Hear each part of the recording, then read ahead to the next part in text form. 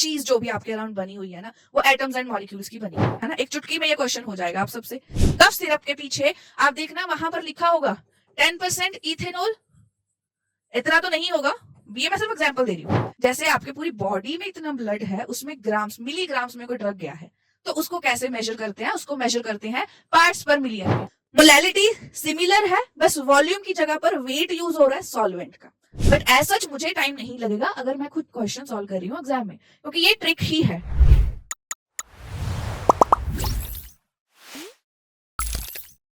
Hello everyone, this is Sumandeep, your chemistry teacher, and स्वागत है आप सबका क्लास 11th के फर्स्ट चैप्टर के लास्ट सेशन में। एंड जिस टॉपिक का आपको बेसब्री से इंतजार था, आज वो हम आज की क्लास में फिनिश करने वाले हैं। जी हाँ, बहुत लोगों के सजेशंस थे कि मैम ये वाला टॉपिक करवा दीजिए, तो गेस भी कर सकते हो, ऑलरेडी मेंशन भी है जब मेरा क्लास स्टार्ट हुआ होगा कि कौन सा टॉपिक है। ऑब्वियसली मोल कंसेप्ट।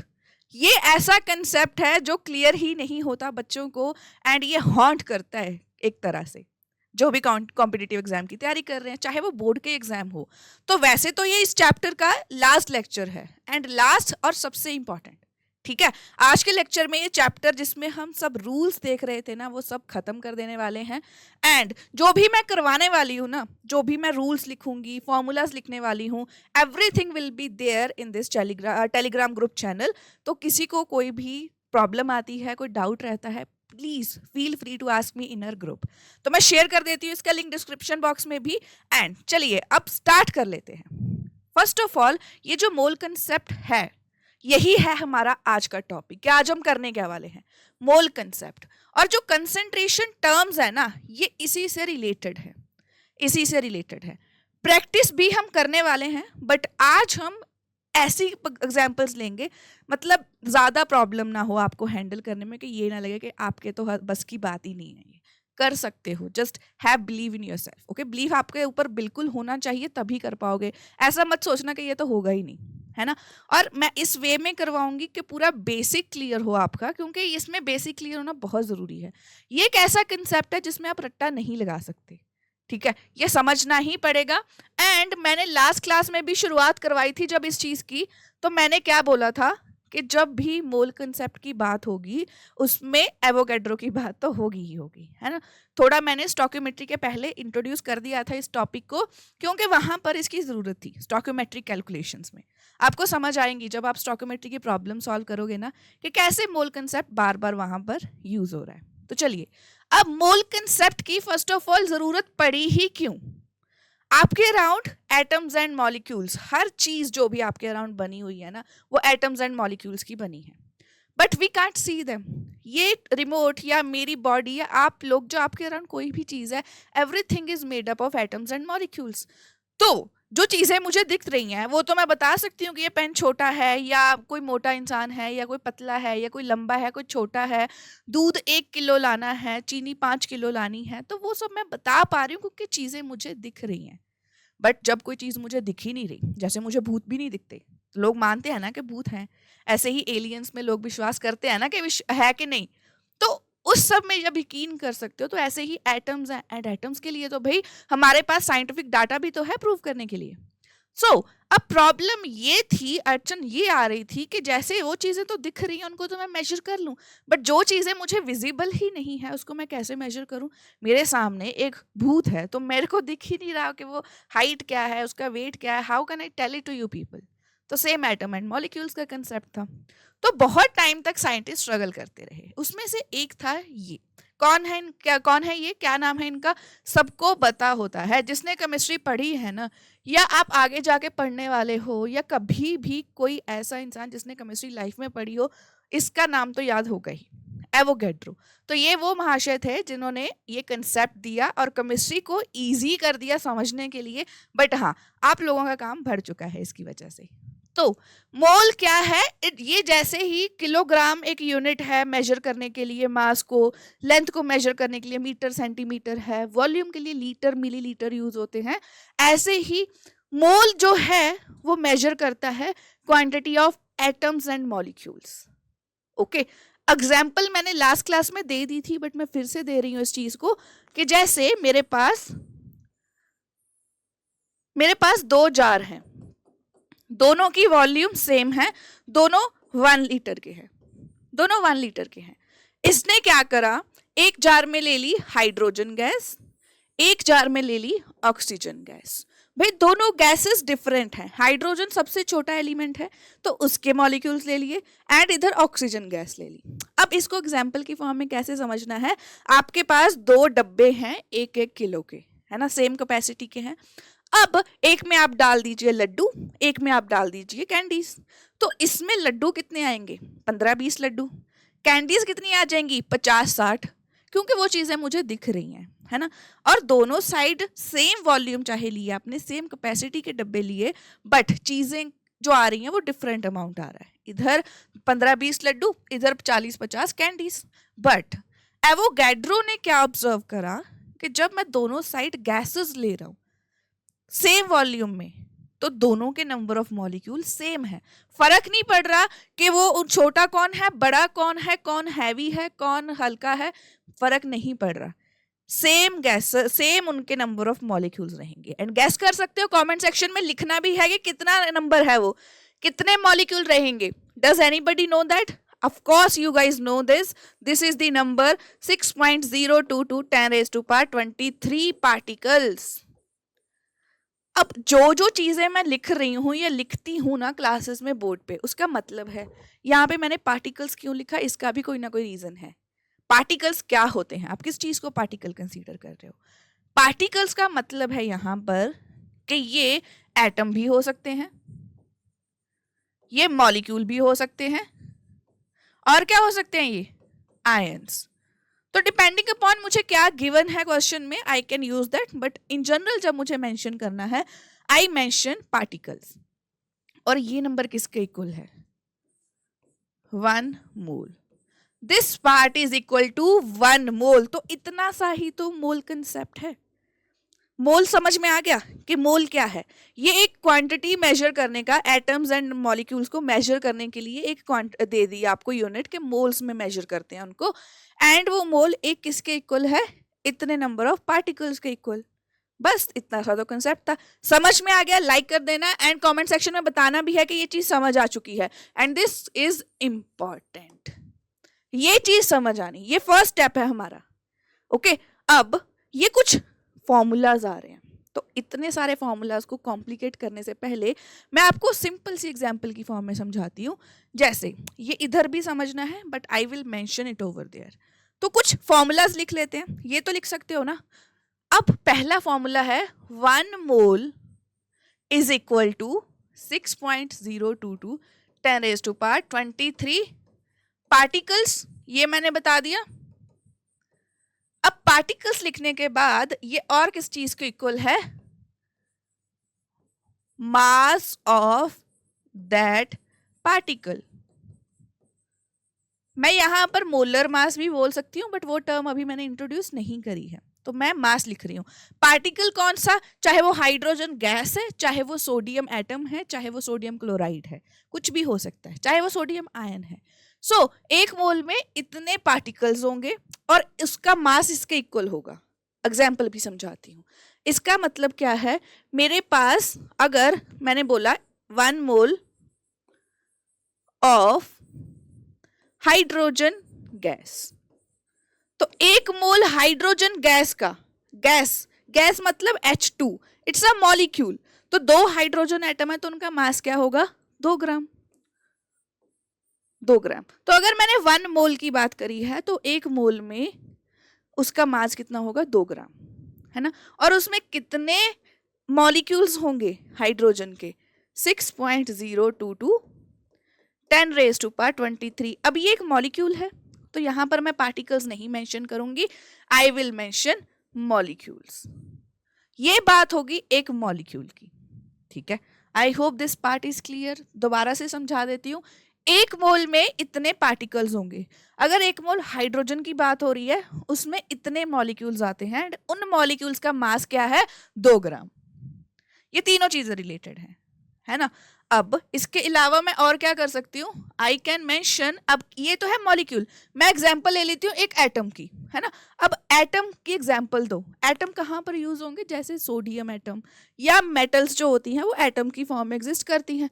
अब मेरे पास यही चीज ले लेती हूँ सोडियम, मैं सोडियम की एग्जांपल बार बार लूंगी। वन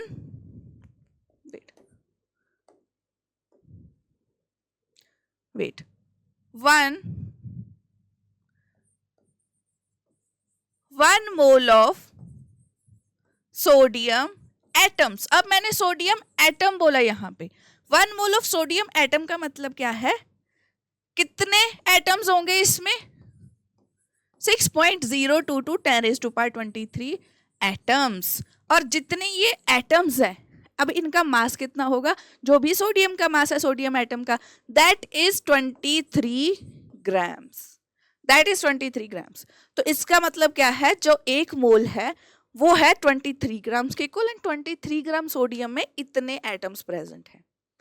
इसका मतलब ये है, अगर 1 डजन बनाना लिए तो उसमें 12 बनानास हैं, एंड 12 बनानास का वेट कितना है, 20 ग्राम, है ना, ऐसा रख लो, या 50 ग्राम या 100 ग्राम, वही मतलब है ना। दोबारा से सुनो, 1 डजन बनाना में 12 केले हैं और 12 किलो का वेट कितना है, 100 ग्राम, ऐसे याद रख लो बनाना वाले एग्जाम्पल से, ठीक है। अब दूसरा क्या आ सकता है, ये तो एटम हो गया। अब आयन की बात कर लेते हैं। अब जब मैं आयन की बात करूंगी तो 1 मोल ऑफ, कौन सा आयन लिया जाए, chlorine ion. 1 of chlorine ion का मतलब क्या है, यहां पर इसमें कितने आयन्स होंगे, इसमें होंगे 6.022 10⁻23 आयन्स, इसमें इतने आयन्स होंगे। और इसका मास कितना होगा, जो पीरियोडिक टेबल में मेंशन्ड है, देखो 4 जाने से उसका मास चेंज नहीं होता, 35.5 ग्राम। तो ये इंफॉर्मेशन सिर्फ हमें जो मोल कंसेप्ट है वो दे रहा है। यहां पर वाटर की एग्जांपल दी है कि 18 ग्राम, इधर देखो 1 mole of water is equal to 6.022 10⁻23 molecules of water, और उसका मास कितना है, 18 ग्राम। 18 क्यों, क्योंकि H2O 2 हाइड्रोजन के एटम, 1 ऑक्सीजन का, 2 + 16 2 + 8 16 18, तो ये आया। अब 18 क्या है, ग्राम्स में हम ले रहे हैं, राइट। तो डिपेंड करता है कि आप एटम ले रहे हो, मॉलिक्यूल ले रहे हो, या आप आयन ले रहे हो, उसके बेसिस पे you can write down in this form. समझ में आई। अब कुछ कन्वर्जन्स के हमारे पास फॉर्मूलाज हैं। अब फॉर्मूलाज के लिए हमें क्या करना है, just write down the formulas, I am going to make you guys write, क्योंकि ऐसे अगर याद करोगे फिर डिफिकल्ट हो जाएगा। सो इससे बेटर है जो मैं लिखवा रही हूँ वो लिख लो। सबसे पहले फॉर्मूलाज में आता है number of moles. Number of moles को क्या लिखते हो, स्मॉल एन, एंड ये क्या होता है, मास अपॉन मोलर मास। मोलर मास होता है 1 मोल का मास, 1 मोल का मास। ये वही है जो एक एटम का एटॉमिक मास है, जो एक मॉलिक्यूल का मॉलिक्यूलर मास है, ये सेम ही रहता है, ठीक है। वाटर का 18 है, सोडियम का 23 है, हाइड्रोजन का 1 है, एंड ऑक्सीजन का 16 है, ऐसे करके, ठीक है। सो यहाँ पर मास अपॉन मोलर मास, मास को हम लेते हैं small m, and molar mass होता है कैपिटल एम से। ओके, इस चीज को रट लीजिए, समझ लीजिए, डन। बस एक ये फॉर्मूला है, आगे जो फॉर्मूला यूज होते हैं, सो मेरा सजेशन क्या रहता है, उसके लिए आपको रटना नहीं है, उसके लिए यूनिटरी मेथड हमें यूज करना है। यूनिटरी मेथड कैसे यूज होता है, जैसे कि आपको पूछा है 12.044 10⁻23 एटम्स हैं सोडियम के, एटम्स ऑफ सोडियम, ये कितने मोल के बराबर है, ये कितने मोल के बराबर है। तो इसका मैं आंसर कैसे करूंगी, क्वेश्चन समझ में आया, ध्यान से सुनो, धीरे से बोल रही हूं। इतने एटम्स आपको दे दिए और पूछा है बताओ कितने मोल्स हैं ये, तो फॉर्मूला में तो मास है, यहाँ पर तो मास भी नहीं दिया, तो मास से लेना देना भी नहीं है। सो मुझे जो पूछा है ना, मोल्स पूछा है एंड मुझे पूछा है एटम्स दिए हैं, सो मैं यूनिटरी मेथड यूज करूंगी। मुझसे पता क्या पूछा है, अगर इसको बनानास की टर्म में समझते हैं कि अगर आपके पास 24 बनानास हैं तो 24 बनानास कितनी डजन के इक्वल हैं, बताओ कमेंट सेक्शन में। 24 बनानास कितनी डजन के इक्वल हैं? सब फिंगर्स के स्नैप के मूवमेंट में आप कर दोगे, है ना, एक चुटकी में ये क्वेश्चन हो जाएगा आप सबसे। तो वो कैसे पता चला? आपके घर वाले जाते हैं रिलेटिव्स के पास, जब वो लेकर आते हैं बनानास, वो हमेशा ऐसे ही तो बोलते हैं कि भाई 4 डजन दे दे, तो वो बंदा कैलकुलेटर लेकर नहीं बैठा होता, है ना। सो यहाँ पर सेम चीज हो रही है। तो मैं क्या लिखने वाली हूँ कि अच्छा मुझे क्या पता है वो चीज लिख लूं कि 6.022 10⁻23 जो एटम्स हैं वो किसके इक्वल होते हैं? वो होते हैं 1 मोल के इक्वल। 12 केले 1 डजन के इक्वल होते हैं, तो इतने कितने के इक्वल होंगे? सो 12.044 इंटू 10⁻23 एटम्स किसके इक्वल होंगे? पहली बात, इसको ध्यान से देखो, ये नंबर डबल हुआ है, ये नंबर डबल हुआ है, तो ऑब्वियसली इस साइड भी डबल होगा। सो आंसर आ जाता है 2 मोल। तो was it difficult to do that? नहीं डिफिकल्ट था ना। यूनिटरी मेथड लगाया कि अच्छा मेरे पास इतने 24 बनानास हैं, तो अगर 12 बनानास 1 डजन में हैं तो 24 कितने में होंगे? 2 में। डबल ही तो करना है। ये चीज अगर समझ आ रही है तो ये सिमिलर ही है। आपको डिफिकल्ट क्यों लग रहा है? क्योंकि यहाँ पर वैल्यू बड़ी आ गई है ना। अगर ये वैल्यू बचपन से शुरू से सुनते आते तो ये भी इजी लगता। अब इसको फॉर्मूला की फॉर्म में जब दे देते हैं फिर आप फिर से घबरा जाते हो। तो इसका फॉर्मूला क्या रहता है? n is equal to n upon na। तो ये फॉर्मूला याद रहेगा। 2 फॉर्मूलाज है मेरे पास, I will write down here ये 2 फॉर्मूलाज, एक ये फॉर्मूला, एक ये फॉर्मूला। सो इन फॉर्मूलाज के बिना मोल कंसेप्ट अधूरा है, ये चीजें याद रखनी है। एंड यूनिटरी मेथड, ये फॉर्मूला समझ आया? ऐसे लिखा देती कि लिख लो, इस चीज को नोट कर लो, नहीं समझ में आता। ऐसे एग्जाम्पल से करवाया तो समझ आ रहा है, ठीक है।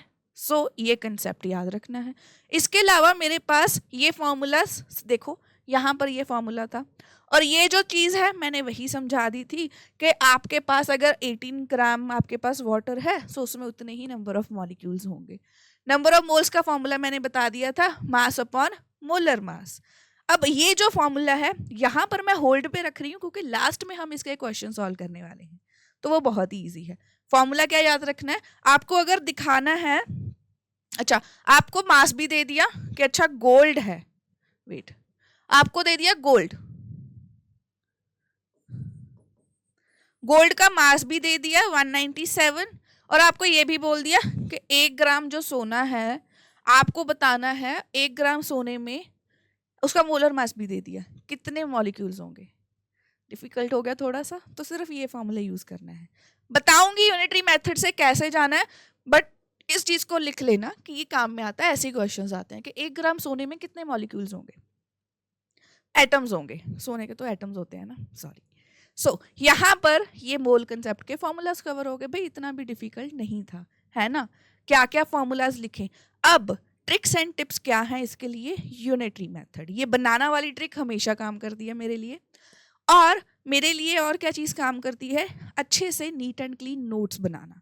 सारे मैं क्वेश्चंस के फॉर्मूला जो जो मैंने करवाया है एक स्लाइड पे, अगर मैंने 2 फॉर्मूला लिखे हैं वो आपके पेज पे साफ सुथरे ढंग से लिखे होने चाहिए, ताकि जब क्वेश्चन आए सारा मेरे सर के ऊपर से जाएगा क्वेश्चन फर्स्ट टाइम तो, बट जब आप उसे सॉल्व करने बैठो तो वो समझ आना चाहिए। ओके, सो अब आती है बात मोलर मास की। What is molar mass? मैंने पहले ही बता दिया, mass of 1 mole, mass of 1 mole. तो जैसे कि मैंने बोला 1 मोल ऑक्सीजन गैस, तो ये O2 गैस है। अब 2 एटम्स हैं तो एक एटम का मास कितना रहता है? 16। तो ये क्या है? 32U। ये मॉलिक्यूलर मास वाला कंसेप्ट हमने लास्ट क्लास में करा था, ठीक है। अब यहाँ पर 1 मोल का मोलर मास कितना होगा? 32 ग्राम। अब 1 मोल, पर मोल की बात हो रही है, सो पर मोल इसकी यूनिट ये रहेगी, ग्राम पर मोल। 50 ग्राम पर मोल, ये किसी का मोलर मास है। सोडियम क्लोराइड का फॉर्मूला मास हमने लास्ट क्लास में करा था, कितना था बताओ कमेंट सेक्शन में। NaCl का मोलर मास कितना था? दैट वाज 58.5 अब मोलर मास पूछा है तो ग्राम पर मोल आएगा। जैसे गाड़ी चलती है 20 किलोमीटर पर आवर, तो 1 घंटे में, पर का मतलब क्या है 1 घंटे में, तो इसका मतलब है 1 मोल में कितना है। ठीक है, सो ये मोलर मास का कंसेप्ट है। और ये ऐसा कंसेप्ट चाहे मैं पढ़ा रही हूँ, ये चीज़ें ऐसे जाएंगी, मतलब जैसे कार की माइलेज वगैरह चेक करते हो तो वो कोई ध्यान नहीं देता, ऐसे इस चीज़ पे ध्यान नहीं दोगे बट ये काम आएगी। ठीक है, so with this we are done with this part.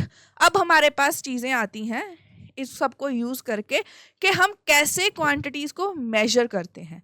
Chemical substances जब हमारे पास आते हैं तो उनके लिए डिफरेंट डिफरेंट फार्मूलाज हैं, जैसे कि मैंने बताया भी था, और ये मेरी 12th क्लास के सेशन में ये टॉपिक दोबारा से आता है। आपने सोल्यूशंस की क्लासेस देखी, उसमें सेम टू सेम टॉपिक है, क्योंकि वो आपके 11th क्लास में भी है, 12th क्लास में भी है, तो एक फ़ायदा रहता है। तो जब मुझे बच्चे पूछ भी रहे थे, जब मैं स्ट्रेटेजी बताती हूँ फिजिकल केमिस्ट्री को करने की, उसमें ये चीज़ आती है कि जब ये क्वेश्चन 11th क्लास में मैं करवा रही हूँ, ये 12th में भी है, तो दोनों के साथ में बैठकर पढ़ाई करो, तो टाइम बचता है और चीज़ें समझ आती हैं, रिलेट भी कर पाते हो। तो मास परसेंटेज का मतलब क्या है? जैसे आप कभी लोशन लेने जाना, मेरे पास लोशन पड़ा है, या आपके पास वो होगा, कोई ना कोई टीनेजर्स तो बहुत चीज़ें यूज़ करते हैं कॉस्मेटिक की, उसके पीछे लिखा होता है 18% weight by wait sodium ethanoid, something like this, कोई केमिकल मेंशन करा होगा, W/W पक्का लिखा होगा अगर कोई केमिकल पाउडर या सॉलिड फॉर्म में ला रहे हो। ठीक है, ऐसे ही मैंने आपसे पूछा कि आप मुझे अपने मार्क्स बताओ, आपने बोला कि मेरे 82% है, तो मुझे क्लियर क्या है कि 82% 100 में से ही पूछा है ना। तो अब इसका फॉर्मूला क्या है कि जितना मास था उस कंपोनेंट का divided by total mass multiplied by 100। क्यों 100 से मल्टीप्लाई करना है? क्योंकि यहाँ पर हम परसेंटेज निकाल रहे हैं। यहाँ पर मार्क्स की परसेंटेज की टर्म में मैं बताऊं, आपके 82% मार्क्स तो ओवरऑल 10th क्लास में आए ना। मैं तो पूछ रही हूँ आपके केमिस्ट्री में कितने परसेंटेज आए, कि आपके टोटल मार्क्स में से केमिस्ट्री का कंट्रीब्यूशन कितना है। That is what I am asking. यहाँ पर कैसे काम आएगा? जैसे मेरे पास है वाटर, तो मैंने पूछा वाटर में कितनी हाइड्रोजन्स हैं, हाइड्रोजन्स का कंट्रीब्यूशन कितना है, मेरे पास ऑक्सीजन का कंट्रीब्यूशन कितना है, तो वो सब हम निकालते हैं। तो मैं क्या करूँगी, हाइड्रोजन के दो कंपोनेंट है, तो दोनों का मास डिवाइडेड बाय टोटल मास कितना है 18, मल्टीप्लाई कर दूंगी, है ना, 100 से, नॉट 1000, 100, तो 100 से मल्टीप्लाई कर दूंगी। तो ये ऐसे निकालते हैं, तो आपको पता भी है, ये तो सॉल्व कर लोगे। ऐसे ही ऑक्सीजन का आएगा, and you will realise oxygen का कंट्रीब्यूशन ज़्यादा है क्योंकि हाइड्रोजन बहुत हल्का है। ठीक है, अब इस फॉर्मूला को लिख लीजिए साइड में, एंड एक क्वेश्चन करते हैं इसके ऊपर बेस्ड, जिसमें हमें क्या करना है, एक सोल्यूशन बनाया है 2 ग्राम सब्सटेंस को 18 ग्राम ऑफ वाटर में ऐड करके आपको निकालना है कि मास परसेंटेज कितनी है। सल्यूट क्या होता है? जो मिक्स करा, जो कम क्वांटिटी में मिक्स करा उसे हम सल्यूट कह देते हैं। तो आपको मास परसेंटेज निकालनी है। तो मास परसेंटेज का फॉर्मूला क्या था? Mass of that component divided by mass of solution. अब ये फॉर्मूला लगाओ, और मुझे पता है बहुत बच्चे गलत आंसर देंगे। चलो ट्राई करो in the comment section, give me the answer. खुद से भी ट्राई करना है, मैं तो करवा ही रही हूँ। मास ऑफ सॉल्यूशन, है ना। अब यहाँ पर गलती कहाँ करोगे मुझे पता है, मैं बता भी दूंगी, बट एक बार ट्राई करना। साथ के साथ मैं लिख देती हूँ, वेट, ये लाइन किधर जा रही है? राइट, अब क्या करना है, मुझे क्या गिवन है, पहले जो मुझे गिवन होता है ना वो लिख लेना होता है। 2 ग्राम दे रखा है mass of that component, that is 2 gram divided by, अब बहुत बच्चे, आई बेट बहुत बच्चे ये गलती करने वाले हैं कि वो 18 ग्राम नीचे मेंशन कर देंगे, बट 18 नहीं आएगा। उन्होंने बोला है नीचे टोटल मास ऑफ सारा जो मिलके बना, तो वो टोटल कितना है 2 + 18, तो मुझे 2 + 18 से डिवाइड करना है। तो ये तो हो गया 20, तो 20 तो इससे कैंसिल हो जाएगा, है ना। सो आपके पास आंसर यहाँ से भी कैंसिल होगा, तो आपके पास आंसर आएगा 10%। तो इस 10% को क्या लिखते हैं, 10% W/W। सो ये आंसर कैसे आता है आपके पास? This is how you calculate using mass percentage का फॉर्मूला। जब आपने दोनों चीजें ग्राम्स में ली हैं। बट हर बार ऐसा नहीं होगा। कई बार आपने यहाँ पर पहले आप खुद भी सोचो लॉजिकली कि वाटर जो है वो तो लिक्विड है, तो लिक्विड को मैं ग्राम्स में कैसे ले रही हूँ, है ना। सो मैंने क्या करना है, मुझे अब वॉल्यूम परसेंटेज लेनी पड़ेगी। जैसे अल्कोहल, लोग शराब पीते हैं, वो एक मिक्सचर बनाते हैं, अल्कोहल मिक्स रहती है, पानी मिक्स रहता है। डेटॉल से आप कपड़े वो डालते हो ना, एक ढक्कन में डालकर पानी में डाल देते हो डेटॉल, तो वो भी एक पानी में लिक्विड ही लिक्विड में घुला ना। सो वो चीज़ें ऐसे ही पोछा लगाने के लिए लिक्विड में कुछ मिक्स करते हो पानी में, सो वहाँ पर वॉल्यूम परसेंटेज आती है कि कितना डेटॉल मिक्स करा। और जब आप कफ सिरप लेने जाते हो, कफ सिरप के पीछे आप देखना वहाँ पर लिखा होगा 10% इथेनॉल, इतना तो नहीं होगा, ये मैं सिर्फ एग्जाम्पल दे रही हूँ, जस्ट एग्जाम्पल, ये नहीं होता लिखा हुआ, कुछ और लिखा होगा, या पॉइंट समथिंग कुछ होगा, बहुत कम अमाउंट रहता है। अब इसका फॉर्मूला भी सेम है, जहां पर मास था उसकी जगह वॉल्यूम आ जाएगी। तो 10% इथेनॉल का मतलब क्या है, what is the meaning of this thing. अब 10% का मतलब ये है कि आपने 10 ml ली इथेनॉल और उसमें इतना पानी मिक्स करा कि टोटल सोल्यूशन 100 ml का बन जाए, इतना पानी आपने ऐड करा। एक बीकर लिया, उसके यहाँ पे मार्क है 100 ml का, आपने इसमें 10 ml इथेनॉल डाली और इस मार्क तक फिल कर दिया। सो इसका मतलब है मेरे पास वो 10% VYV एक सोल्यूशन है। 10 ml की कितनी कंपोनेंट की वॉल्यूम ली इथेनॉल की, टोटल कितनी है 100, तो 100 से 100 कट जाएगा, यू विल गेट 10% सोल्यूशन, है ना। ये मेरे पास नेक्स्ट फॉर्मूला है। सो इसकी एग्जांपल ये मैंने बता भी दी है, 10% ethanol in water means 10 ml dissolved in 90 ml of water. So मैंने यही मेंशन करा था, 10 को आप 100 ml बना देते हो। सो वो अंडरस्टूड है आपके पास कि मेरे पास 90 ml ही तो पानी मिक्स करा है, इनको माइनस कर दो तो, है ना, दो ही चीजें हैं। ऐसे ही 35% VYV solution of ethylene glycol, ये एक ऐसा सोल्यूशन है जो कार्स में डालते हैं, ठीक है, कार्स में डाला जाता है ये लिक्विड, उनको क्या करता है, कूलिंग के लिए हेल्प करता है। इसके बारे में डिटेल में आप 12th क्लास में पढ़ोगे, सो मैं इस पॉइंट को एक्सप्लेन नहीं कर रही। बट आपका काम क्या है सर, 35% को याद रखना कि 35% का मतलब है 35 ml ऑफ इथाइलिन ग्लाइकोल को मिक्स करा है पानी में, 65 ml पानी में, डन।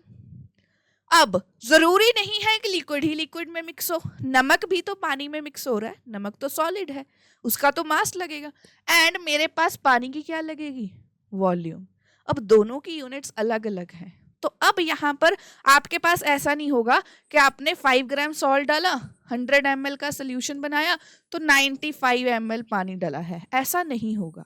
ये आप ऐसे नहीं निकालते, क्योंकि ऐसी चीजें आप तब करते हो एडिशन सब्सट्रैक्शन जब यूनिट सेम हो, यहाँ पर तो यूनिट सेम नहीं है।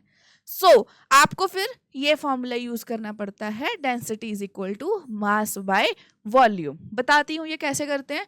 जैसे कि इस फॉर्मूला को देखो, सब सेम, बस जिधर मास है सल्यूट का मास ले लिया क्योंकि वो सॉलिड होगा, एंड वॉल्यूम ले ली सोल्यूशन की, दैट इज टोटल वॉल्यूम, वो लिक्विड होगा। आपने सोल्यूशन बनाया फिर से 10% NaCl सोल्यूशन, तो इसका मतलब क्या है, आपने क्या करा, आपने 10 ग्राम लिया NaCl, 10 ग्राम आपने NaCl लिया और उसमें इतना पानी डाला है अब कि वो 100 ml बन जाए, टोटल 100 ml तक रीच कर जाए। अब 10 ग्राम में कितना पानी डलेगा, वो तो वॉल्यूम चाहिए, वो तो वॉल्यूम चाहिए। डेंसिटी मुझे पानी की पता है, मुझे पानी की डेंसिटी पता है, तो मास पानी का कितना लगेगा वो कैसे आएगा, वॉल्यूम को डेंसिटी से मल्टीप्लाई करना है। तो जब ये वैल्यू आती है, सपोज ये आएगी 88.5, तो इतना पानी लगेगा।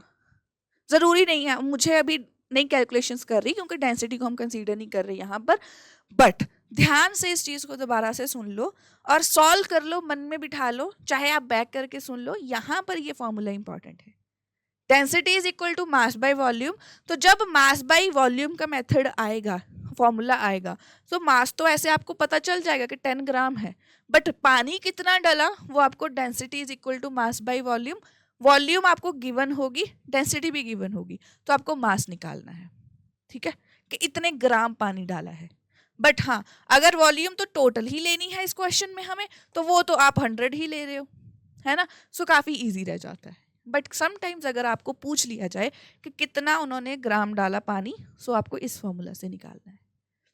डन। तो ये तीन थे, कौन कौन से, mass by mass, mass percentage, volume by volume, volume percentage, mass by volume percentage, MYV। तो ये तीन मेथड हैं।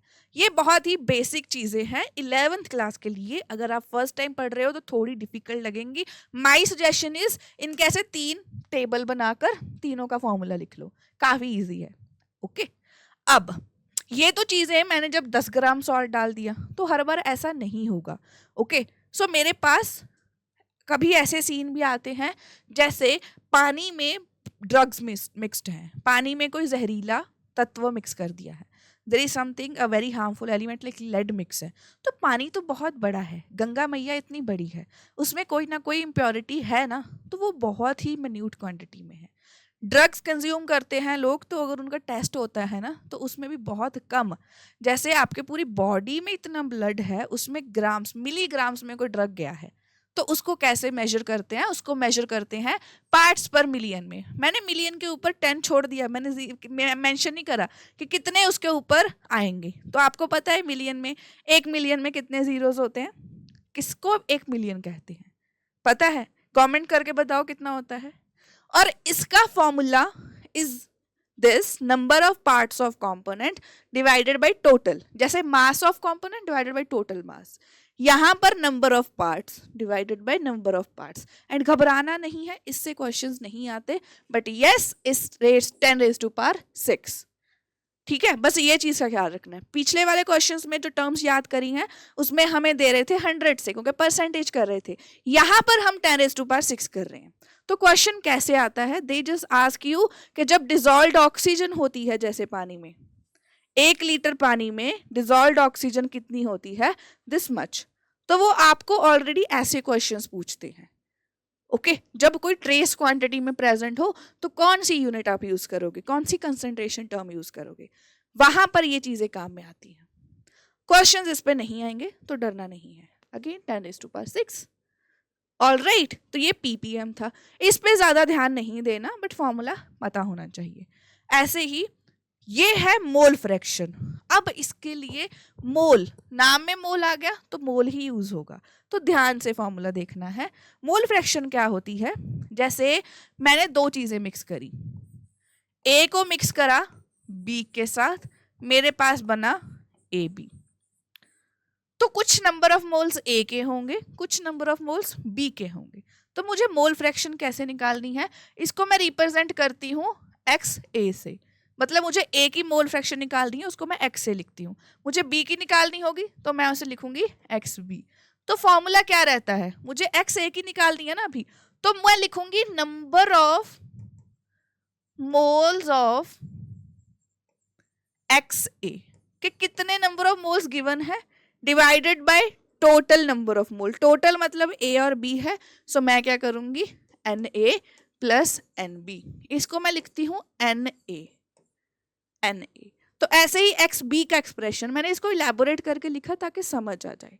अब नीचे जो है XB किसके इक्वल होगा, इसके जितने नंबर ऑफ मोल्स होंगे NB divided by total number of moles. अब ये ना बहुत डिफिकल्ट लगता है बच्चों को, क्योंकि नंबर ऑफ मोल्स का फॉर्मूला अभी देखा था। तो नंबर ऑफ मोल्स कैसे निकालते हैं, मैंने लिखा भी था, equal to mass upon molar mass, जो गिवन रहता है हमें, mass upon molar mass, right. अब इसके अलावा यहाँ पर हमेशा जो गिवन है, आपको एक ना एक चीज तो गिवन होगी, जैसे सोडियम के मास निकालना है आपको, तो नंबर ऑफ मोल्स गिवन होंगे, आपको सोडियम का 23 तो पता ही है, तो वैसी सारी कन्वर्जन्स है। बट ये 2 फॉर्मूलाज हैं, ऊपर जिसके नंबर ऑफ मोल्स हैं निकाल, जिसके मोल फ्रैक्शन निकाल रहे हैं उसके नंबर ऑफ मोल्स, नीचे टोटल रहेंगे। अब सपोज 2 ही कंपोनेंट हैं, जैसे A और B, अब XA एंड XB क्या होंगे, XA प्लस XB हमेशा 1 के इक्वल होगा, हमेशा 1 के इक्वल होगा। मतलब अगर आपके पास XA की वैल्यू आ रही है 0.6, आपको XB की वैल्यू नहीं पता, तो XB की वैल्यू निकालने के लिए दोबारा से ये कैलकुलेशन करने से अच्छा है आप 1 में से माइनस कर दो, आपके पास XB कितना आएगा 0.4, तो ये आता है 0.4। तो इतना इजी है ये फॉर्मूला यहाँ से। बट हाँ, इसको समझना पड़ेगा। फिर से बता देती हूँ, मोल फ्रैक्शन, मोल्स की फ्रैक्शन है, नंबर ऑफ मोल्स की फ्रैक्शन। मैंने दो कंपोनेंट्स को मिक्स करा, पहले कंपोनेंट की मोल फ्रैक्शन निकालनी है तो मुझे उसके नंबर ऑफ मोल्स को टोटल से डिवाइड करना होगा। तो जब दोनों के निकल गए, दोनों का सम हमेशा 1 के इक्वल है। तो अगर आपने ऐसे सेपरेट सेपरेट निकाले और ये वैल्यू आ गई 0.8 एंड 0.6, तो ये गलत हो जाएगा, तो 1 के इक्वल नहीं है, तो मतलब आपने कैलकुलेशन में कहीं पे गलती कर दी है। सो ये चीजें हमें अवॉइड करनी है जब भी हम मोल फ्रैक्शन निकालेंगे। Done. With this, our mole fraction part is done. Now, most important thing of your this chapter, या मोलैरिटी हर बार यूज होने वाली एक ऐसी यूनिट है, मोस्ट कॉमन मोलैरिटी। अब मोलैरिटी का फॉर्मूला पहले वो देख लेते हैं। Molarity is number of moles of जो भी डिसॉल्व करा है divided by volume of solution into 1000, अगर ये ml में है। अब यहां पर n क्या है, number of moles of solute,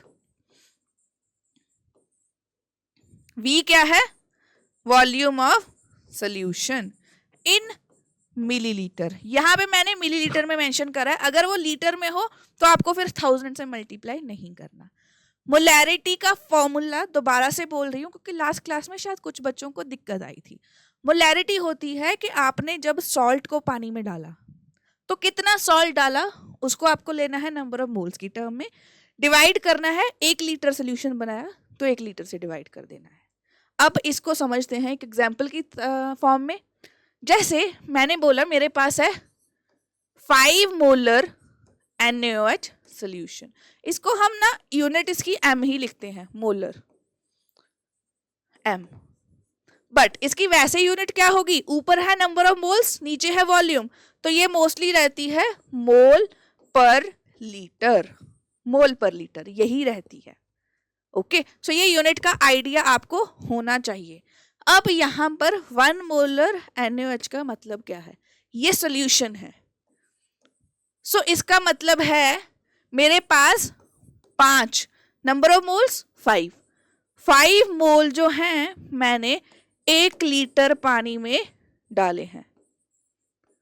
अब इस फॉर्मूला में डालकर देखो क्या वैल्यू आती है।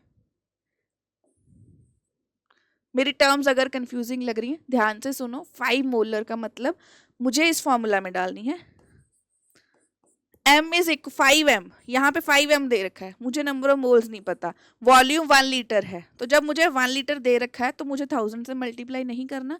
सो मेरे पास n कितना आ गया, 5 मोल्स। इसका मतलब यही है कि 5 मोल NaOH को 1 लीटर पानी में डिसॉल्व करा है तो 5 मोलर मेरे पास सोल्यूशन बना। ऐसे ही 10 मोलर HCl का मतलब क्या होगा, 10 moles of Na, 10 mole of HCl को 1 लीटर पानी में डिसॉल्व करा है। ऐसे ही 17 मोलर H2SO4 का मतलब क्या है, 17 मोल ऑफ H2SO4 को डिसॉल्व करा है 1 लीटर पानी में। 1 मोल का मतलब क्या है, 1 मोलर NaH सोल्यूशन NaOH, तो 1 मोल NaOH को 1 लीटर पानी में डिसॉल्व करा है। और नंबर ऑफ मोल से अगर पूछा जाए मास कितना है, अब ये समझ लेते हैं इरेज करके। मैंने बोला 1 मोलर HCl सोल्यूशन, HCl ले ले या हम ले लेते हैं NaOH लेते हैं, दैट इज बेटर, क्योंकि आप लेबोरेटरी में NaOH ही ज्यादा बनाते हो और ये बनाना पड़ेगा अगर आप ग्रेजुएशन में केमिस्ट्री को चूज करते हो। सो 1 मोलर NaOH का मतलब क्या है कि 1 मोल 1 लीटर पानी में डिसॉल्व करा है। अब आपको नंबर ऑफ मोल्स पता है, आपको नंबर ऑफ मोल्स पता है 1 मोल, और फॉर्मूला क्या था, N is equal to mass upon molar mass. अब NaOH का मोलर मास कितना है, क्या आप मुझे कमेंट सेक्शन में बता सकते हो? लिखो, मैं भी सॉल्व कर देती हूँ आप लोगों के लिए, क्योंकि अभी नए नए हो। 23 है सोडियम का मास, ऑक्सीजन का है 16, हाइड्रोजन का है 1, तो कितना हो गया ये 40, और मोलर मास लेना है तो ग्राम पर मोल, ग्राम पर मोल। तो अब मेरे पास अगर 1 मोल दिया है, मास मुझे नहीं पता, एंड मोलर मास है 40, तो मास कितना हुआ 40 इंटू 1, 40 को 1 से मल्टीप्लाई कर दो तो 40 ग्राम, तो 40 ग्राम। तो मतलब 1 मोलर NaOH सोल्यूशन बनाने के लिए मुझे 40 ग्राम NaOH को डिसॉल्व करना पड़ा 1 किलो पानी में, तब मेरे पास जाकर ये सोल्यूशन बना है। तो ये सारी चीज़ें ना समझ में आनी चाहिए, एक बार में समझ नहीं आएंगी। डोंट एक्सपेक्ट कि आपको एक बार में ये चीज़ें समझ में आ जाएंगी, you have to practise. Okay, done with this molarity part. Please कोई भी दिक्कत आती है ना, ask me in a Telegram group, I will always help you out. और अब एक क्वेश्चन सॉल्व करते हैं इसके बेस्ड, बहुत इजी है। आपको मोलैरिटी निकालनी है NaOH सॉल्यूशन की, मैंने इसीलिए प्रीवियस क्वेश्चन में लिया था ताकि थोड़ा इजी हो जाए। जिसको प्रिपेयर करा है 4 ग्राम पानी में डालकर और 250 ml सोल्यूशन बनाया है, अब 1 लीटर नहीं लिया। तो मुझे कुछ समझ नहीं आ रहा कि इस क्वेश्चन में मैं क्या करूं, यही तो होता है। मैं भी एक टाइम पे स्टूडेंट ही थी ना, तो मेरे माइंड में भी यही था कि यार समझ में आ गया, फॉर्मूला समझ में आ गया, एग्जाम्पल समझ में आ गई जो दे दी, बट जब मेरी बात आती है इसको सॉल्व करने की क्वेश्चंस, फिर मेरे से नहीं हो पा रहे। तो वही करना है। तो पहली चीज क्या करो, आप लिखो जो गिवन है, मास ऑफ NaOH। तो मास को हम किससे डिनोट करते हैं, स्मॉल m से, that is 4 gram. Molar mass of NaOH अभी निकाला था लास्ट स्लाइड में, कैपिटल M, दैट इज यहां पर लिखा है 40 ग्राम। तो 40 ग्राम को क्या करो, लिख लो। अब अगर मास है, मोलर मास है, वॉल्यूम ऑफ सोल्यूशन भी दे दी है, volume of solution, enough water लिखा है, उन्होंने वाटर मेंशन नहीं करा, जैसे मैंने बताया था ना density is equal to mass by volume वाला फॉर्मूला यूज होता है, तो इसीलिए उन्होंने इनफ वाटर लिख दिया कि टोटल 250 बना, बट पानी कितना डाला वो नहीं बताया। ठीक है, सो अब volume of solution is 250 ml, right. ये तो मैंने वो सब लिख लिया जो मुझे गिवन है। अब मैं फॉर्मूला लिख लेती हूँ, ये लिखने के बाद भी मुझे समझ नहीं आया क्या करना है, तो मैं मोलैरिटी का फॉर्मूला लिख लेती हूँ, that is number of moles of solute जो भी मिक्स करा है, जैसे NaOH, number of moles of NaOH divided by volume of solution. अब वॉल्यूम किस में दी है, मिलीलीटर में, तो मिलीलीटर दी है, सो 1000 से मल्टीप्लाई होगा, एंड हमेशा वो आपको मिलीलीटर में ही देंगे। ठीक है, सो अब नंबर ऑफ मोल्स तो गिवन नहीं है, बट हमने ऑलरेडी फॉर्मूला कर लिया है, तो दिक्कत किस बात की है, निकाल लेते हैं। Number of moles is equal to mass upon molar mass. Mass कितना है 4 अपॉन 40 है ना, सो ये कितना रहता है 1/10, सो 0.1 आंसर आ गया। सो अब यहाँ पर जब ये आंसर आ चुका है, you can find it very easily. अब क्या करना है, हमें यहाँ पर वैल्यू डाल दो 0.1, वॉल्यूम कितनी थी 250 वॉल्यूम, और इधर मल्टीप्लाई किससे करना है 1000 से, कैंसिल कर दो, तो आंसर कितना आया 0.4 मोल पर लीटर। मोल पर लीटर, या इसको लिख देते हैं 0.4 मोलर। तो इसको समझने का तरीका क्या है कि 0.4 बना तब जब आपने 4 ग्राम को डाला 250 ml में। तो समझ में आया, जो चीज़ें, यही ट्रिक रहती है फिजिकल केमिस्ट्री के क्वेश्चन सॉल्व करने की, जो गिवन है वो लिख लो, जो फॉर्मूला रिक्वायर्ड रहेगा वो लिख लो। मोलैरिटी मेंशन था, मोलैरिटी का फॉर्मूला लिख लो, फिर देखो क्या नहीं गिवन, फिर कनेक्ट करो डॉट्स को कि कहाँ पर क्या मिसिंग है, कौन सा फॉर्मूला यूज कर सकता हूँ मैं। सो अब ये मेरे पास आंसर सॉल्व हो गया। Molarity was very important. जो इसके बाद अब आ रहा है that is molality. Molality similar है, बस वॉल्यूम की जगह पर वेट यूज हो रहा है सॉल्वेंट का। ध्यान से सुनना, लिख लो, इसको स्मॉल m से हम दिखाते हैं, number of moles of solute तो फिक्स रहेंगे, तो n ही लिख रही हूं, बट नीचे मास ऑफ सॉल्वेंट, अगर तो वो किलोग्राम में दिया है एज इट इज लिख लेना है, अगर ग्राम्स में है तो आपको 1000 से मल्टीप्लाई करना है। इसकी फिर यूनिट क्या रहती है, m, लाइक 10 स्मॉल m, और इसको हम क्या लिख देते हैं, 10 नंबर ऑफ मोल्स है तो moles per kilogram, moles per kilogram, ये हमारी यूनिट रह जाती है। बट यहां पर हमें नीचे मास ऑफ सॉल्वेंट लिया है, ना कि हमने वॉल्यूम ली। सेम फॉर्मूला, तो जब भी मोलैरिटी मोलैलिटी के क्वेश्चंस करने हैं, इन दोनों के भी सेपरेट टेबल बना के रख लेना। अब इसमें भी एक क्वेश्चन आता है which is slightly difficult to solve, ये थोड़ा डिफिकल्ट है, मैंने जानबूझ के ऐड करा है क्योंकि डेंसिटी वाला फॉर्मूला समझना है हमें। सो यहाँ पर क्या दे रखा है, density of 3 molar solution, 3 molar दे दिया है, मोलैरिटी इतनी है, आपको उसकी मोलैलिटी निकालनी है, क्वाइट डिफिकल्ट। तो पहले मुझे पता है 3 मोलर NaCl सोल्यूशन का मतलब क्या है कि 3 मोल्स ऑफ NaCl कितने पानी में मिक्स्ड है, mixed in 1000 ml of water. 1000 ml लिखा क्यों, क्योंकि यहां पर ml मेंशन्ड है, डेंसिटी दे रखी है ml में, तो मैंने ये लिया। अब मेरे पास ये तो मोल्स आ गए, और मुझे फॉर्मूला क्या दे रखा है, density is equal to mass by volume, तो मुझे डेंसिटी भी गिवन है, वॉल्यूम भी पता है, तो मुझे मास निकल जाएगा कि NaCl का कितना मास मैंने मिक्स करा। या आप दूसरे किसी तरीके से भी कर सकते हो, यहां पर नंबर ऑफ मोल्स जो है that is equal to mass by molar mass. अब नंबर ऑफ मोल्स कितने गिवन है, 3 मोल्स, मास मुझे नहीं पता, NaCl के फॉर्मूला से उसका हम मोलर मास निकाल सकते हैं। सोडियम कितना होता है 23, क्लोरीन कितना है 35.5।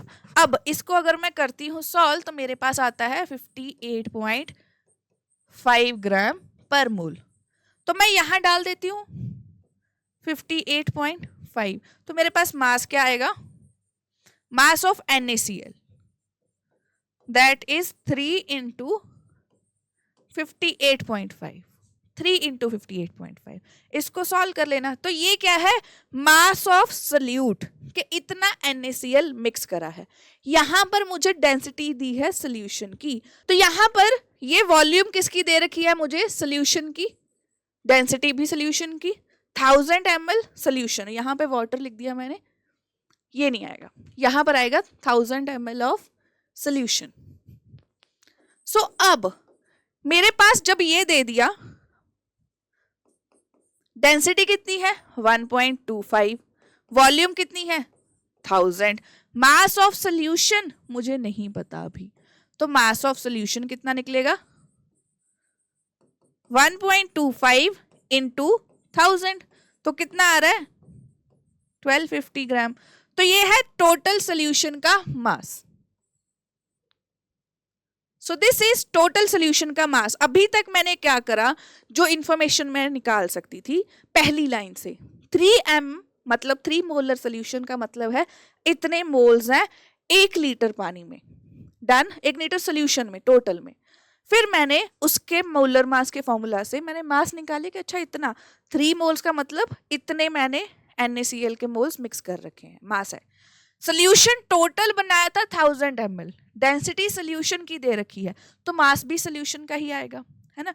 अब मास भी सोल्यूशन का आ गया, बट सोल्यूशन में टोटल क्या है, सोल्यूशन में क्या मिक्स है NaCl प्लस वाटर। और नेक्स्ट स्लाइड पे मैं फॉर्मूला लिख देती हूँ, ये मत देखना अभी, कैलकुलेशन के लिए मैंने लिख रखा है। मोलैलिटी का फॉर्मूला क्या है, number of moles divided by mass of water, solvent का मास लेते हैं तो मास ऑफ वाटर, तो उसके लिए मुझे मास ऑफ वाटर निकालना है। मेरे पास टोटल मास है 1250, ग्राम। NaCl का मैंने कितना निकाला, 3 इंटू 58.5 कितना आएगा मेरे पास, दैट इज 175.32, 175.32 प्लस वाटर। तो मेरे पास वाटर का मास इनको सब्सट्रैक्ट करके आ जाएगा। सो कितना आ रहा है यहां पर वाटर का mass, that comes out to be 1074.8। तो ये मेरे पास आ चुका है। अब मेरे पास क्या आएगी, मोलैलिटी। मोल्स तो सेम ही रहेंगे, 3 moles divided by 10.8 gram into 1000। तो वो मेरे पास आंसर आ जाएगा, जो भी कैलकुलेशन करके आंसर आपके पास आएगा, फाइंड इट आउट। ठीक है, अब यहां पर ध्यान से देखो, मैंने शुरू से क्या करा, कंफ्यूजिंग तो हो गया होगा। हुआ क्या, मेरे पास इतना मोलर सोल्यूशन था, मुझे मोलैलिटी निकालनी है। वॉल्यूम तो इससे मुझे पता चल गई, बट डेंसिटी दे रखी है तो मास भी निकल आएगा टोटल सोल्यूशन का। बट मोलैलिटी फॉर्मूला के लिए मुझे क्या रिक्वायरमेंट रहती है, मास ऑफ वाटर की। तो वो मैंने निकाला, नंबर ऑफ मोल्स तो फिक्स ही रहेंगे दोनों में। तो नंबर ऑफ मोल्स जब मैंने डाल दिए यहाँ पर, नीचे क्या आएगा, जो भी उसका मास है। ठीक है, so that is how you find it out. Okay, done with this part. अब ये सारे मोलैलिटी के थे क्वेश्चंस, मोलैलिटी तक। अब ये क्वेश्चन हमारा एक मोल कंसेप्ट से रिलेटेड है। इसमें क्या पूछा है, आपको बताना है एक एटम का मास कितना होगा, what will be the mass of carbon 12 atom in grams. ये कैसे होगा। अब आपको तो लगा था कि कार्बन 12 एक कार्बन के एटम का मास है, एटॉमिक मास, बट यहां पर मोल कंसेप्ट आएगा। ओके, सो आप क्या बताते हो, मास ऑफ 12C एटम। यहां पर आपको मोल कंसेप्ट के अकॉर्डिंग लिखो, 1 मोल इज इक्वल टू 12 ग्राम। एक मोल का जो मास है दैट इज 1 ग्राम, है ना। तो उसमें कितने एटम्स होते हैं, 6.022 10⁻23 एटम्स। तो ये जो 12 है ना, ये तो इतने एटम्स का मास है। मुझसे पूछा है एक एटम का मास, एक एटम का मास, तो मैं कैसे लिखूंगी, अगेन यूनिटरी मेथड, नहीं तो दिमाग में समझ ही नहीं आता क्वेश्चन में क्या पूछ लिया, है ना। अब मेरे को बस इसको रीअरेंज करना है, यही तो ट्रिक है मोल कंसेप्ट की। ये सब फॉर्मूलाज पता होने के बाद आपको थोड़ा दिमाग यूज करने पे मजबूर कर देता है। तो होगा क्या, मुझे पता है 6.022 10⁻23 एटम्स का मास कितना है, 12 ग्राम। तो एक एटम का मास कितना होगा, 12 बनानास का मास है 10 ग्राम। तो 6 बनानास का कितना होगा, इट्स लाइक दैट, एक बनाना का कितना होगा। सो आप हमेशा ऐसे करते हो, ये वाली टर्म इसको नीचे, इसको मल्टीप्लाई, मैं लिखती हूँ x y z, तो उससे x y z इधर आ रहे हो, तो x क्या है 12, नीचे क्या आएगा 6.022 10⁻23, मल्टीप्लाई कर दो इसको 1 से, योर आंसर इज डन। तो ये फॉर्मूला भी था, स्टार्टिंग में ये फॉर्मूला भी गिवन था जब मैं गोल्ड का पूछ रही थी कि 1 ग्राम गोल्ड में कितने एटम्स होते हैं, तो सिमिलर है यहाँ पर। ओके, सो अगर 6 पॉइंट एटम्स का मास इतना है तो एक एटम का मास कितना होगा, यहाँ से निकल आएगा। सो यहाँ पर मैंने आंसर निकाल भी रखा है ऑलरेडी, इट्स 1.99 इंटू 10⁻23, 1.99 इंटू 10⁻⁻23 ग्राम। तो -23, ये 23 ऊपर जाएगा ना, तो ये क्या हो जाएगा माइनस, तो इतना छोटा, इतना कम हो जाएगा। ठीक है, सो ये यूनिटरी मेथड है अगेन। अब सिमिलर एक क्वेश्चन दिखाती हूं मैं, ये वाला। ऐसे क्वेश्चंस बहुत मिलेंगे आपको एनसीईआरटी में भी, एंड जब भी कभी क्वेश्चन सॉल्व करने जाते हो उसमें भी। अब इस क्वेश्चन को बैठोगे करने, वही है गोल्ड के 1 ग्राम का मास। कैसे करना है देख लेते हैं। गोल्ड का एटॉमिक मास कितना है, सबसे पहले का लेते हैं। एटॉमिक मास ऑफ गोल्ड 197 ग्राम होता है, ये याद होगा जब बार बार उसको लिखोगे, बार बार एग्जाम्पल्स में करोगे, ठीक है, तभी होगा। अब 1 ग्राम ऑफ एयू है यार, ये गोल्ड है, अब इसका तो याद रख सकते हो। इसका आपको एटॉमिक मास दे रखा है, तो ये मास किसका है 6.022 10⁻23 एटम्स का मास है। ये कितना 197, है ना। और आपको किसका निकालना है, आपको सिर्फ एक एटम का निकालना है। क्या करना है, अच्छा 1 ग्राम में निकालने हैं। सो आपको पता है 197 में अगर 6.022 10⁻23 एटम्स हैं। अब इसको ऐसे देखो, इतने ग्राम में अगर इतने एटम्स हैं तो मेरे पास 1 ग्राम में कितने होंगे, 1 ग्राम में कितने होंगे। सो क्या करना है, x y z, तो 6.022 into 23 divided by 197 multiplied by 1। तो हर जगह पर ना ये सेम चीज अप्लाई होगी कि अगर इतने ग्राम में इतने एटम्स हैं तो 1 ग्राम में कितना होगा, सब में सेम फॉर्मूला लगेगा। तो अगर मैं अब बात करती हूँ सोडियम की, तो ये तो गोल्ड के लिए हो गया। अब मैं सीधा सोडियम पे जाती हूँ। तो सोडियम में क्या करना है, सीधा आपको पता है ऊपर एवोगैड्रो नंबर रखो, नीचे सोडियम का मास। सोडियम का मास कितना है 23, मल्टीप्लाई किससे करना है 1 से। Same goes for lithium. Lithium के केस में भी क्या होगा 6.022 10⁻23 डिवाइडेड बाय लिथियम का मास कितना है 7 मल्टीप्लाइड बाय 1। ऐसे ही क्लोरीन बचा, क्लोरीन का क्या है 6.022 10⁻23 डिवाइडेड बाय 35.5। अच्छा ये क्लोरीन गैस है तो हमें 70 लेना पड़ेगा। हाँ क्लोरीन एटम नहीं है, उन्होंने गैस मेंशन करा है। तो यहाँ पर मुझे उसका Cl2 का मास लेना है, दैट इज 70 मल्टीप्लाइड बाय 1। अब मैंने ये 1 की टर्म में ऐसे क्यों लिख दिया, क्योंकि जब अगर सपोज एग्जाम में आप इसको सॉल्व करने बैठ गए, जेई है कोई भी कॉम्पिटिटिव एग्जाम है, इतना टाइम नहीं होता वेस्ट करने के लिए, तो आप पहले इस फॉर्म में लिखो। अगर नीचे रकम बहुत ज्यादा बड़ी है, ये नीचे वाला पार्ट बहुत ज्यादा बड़ा है, तो वैल्यू क्या आएगी बहुत छोटी। उन्होंने क्या पूछा है किसमें सबसे ज्यादा एटम है, तो इसमें सबसे कम है क्योंकि वैल्यू बहुत बड़ी है। तो किसमें सबसे ज्यादा होंगे एटम्स, जिसकी नीचे वाली वैल्यू सबसे कम है, वो किसमें कम है लिथियम में। तो lithium is the right answer. तो कितना टाइम लगा, वो तो मैं आपको समझा रही थी तो मुझे थोड़ा टाइम लग गया, बट एज सच मुझे टाइम नहीं लगेगा अगर मैं खुद क्वेश्चन सॉल्व कर रही हूँ एग्जाम में, क्योंकि ये ट्रिक ही है। This is a kind of trick you use in physical chemistry instead of doing all the calculations. ठीक है, अब इसको रीअरेंज करेंगे। अगर मैं रीअरेंज करूं तो मेरे पास ऐसे है, सिंपल। हर चीज को 1/23, 1/97, 1/7, 1/71। अच्छा 71 है वो, 35.1। ओके ये आएगा 71। तो चाहे 71 भी आ जाए तब भी सारे आंसर्स कौन सा करेक्ट है, लिथियम का।